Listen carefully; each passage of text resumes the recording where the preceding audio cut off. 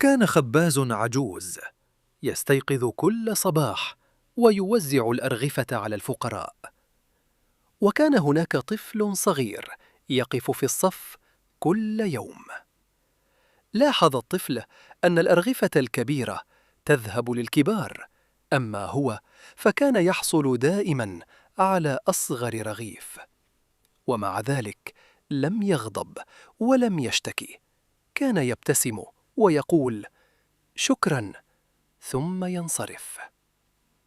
وفي يوم عاد الطفل إلى بيته وكسر الرغيف الصغير، فوجد بداخله قطعة من الفضة ورسالة صغيرة قرأ فيها: لأنك رضيت بالقليل اختبأت لك بركة كثيرة.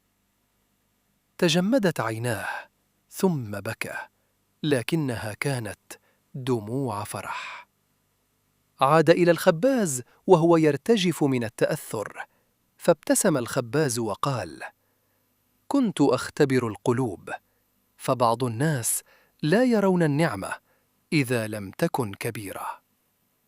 القناعة لا تعني أن تتوقف عن الحلم، بل أن تشكر وأنت تسعى. والسؤال لك أنت: هل تشكر النعمة الصغيرة قبل الكبيرة؟